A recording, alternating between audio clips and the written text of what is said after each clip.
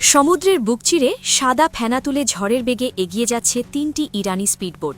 ঢেউয়ের তালে তালে লাফিয়ে চলা এই বোটগুলোর প্রতিটিতে রয়েছে ইরানের দুর্ধর্ষ special Marin commando.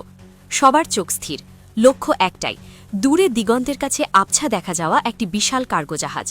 Control room থেকে নির্দেশ এসেছে পরিষ্কার এবং কঠোর, যেভাবেই হোক জাহাজটিকে থামাতে হবে, সময় হাতে একদমই নেই।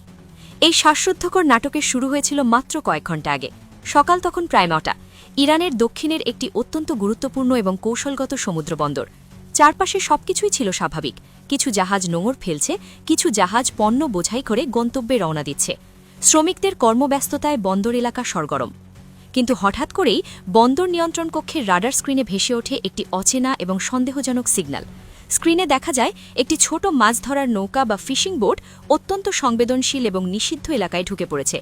প্রথমে কর্মকর্তারা ভেবেছিলেন হয়তো পথ ভুল করা কোনো জেলে নৌকা, কিন্তু অভিজ্ঞ রাডার অপারেটরদের মনে খটকা লাগে।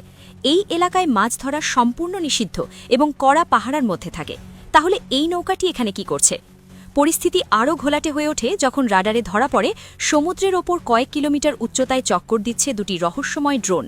একটি গুরুত্বপূর্ণ সামরিক বন্দরের এত কাছে ড্রোন ওড়ানো কোনোভাবেই স্বাভাবিক ঘটনা নয়। তখনই হাইকমান্ড সিদ্ধান্ত নেয় বিষয়টিকে আর হালকাভাবে নেওয়ার সুযোগ নেই। কয়েক মিনিটের মধ্যেই ইরানের বুশেহার এয়ারবেস থেকে গর্জন তুলে আকাশে ডানা মেলে দুটি শক্তিশালী F-14 টমক্যাট যুদ্ধবিমান। চোখের পলকে তারা সন্দেহজনক এলাকায় পৌঁছে যায়, কিন্তু সেখানে গিয়ে পাইলটরা যা দেখলেন তাতে তাদের চোখ কপালে ওঠার জোগাড়। আকাশে তখন চক্কর দিচ্ছে আরও দুটি আধুনিক এবং অজ্ঞাত যুদ্ধবিমান। সবচেয়ে বড় সমস্যা হল বিমানগুলোর গায়ে কোনো দেশের নাম বা পতাকা নেই, তাদের পরিচয় শনাক্ত করা যাচ্ছে না। পরিস্থিতি নিয়ন্ত্রণের বাইরে চলে যাচ্ছে আজ করে ইরান তাদের কঠোর সামরিক সক্ষমতা থাকা সত্ত্বেও চরম সংযম দেখিয়েছে। তবে তারা বিশ্বকে স্পষ্ট বার্তা দিয়েছে, ভবিষ্যতে যদি আবার এমন অনধিকার প্রবেশ বা উস্কানোমূলক ঘটনা ঘটে তবে আর কোনো ছাড় দেওয়া হবে না। আজও প্রশ্ন রয়ে গেছে, কার ছিল এই যুদ্ধবিমান ও জাহাজ? ইসরায়েল, আমেরিকা নাকি অন্য কেউ?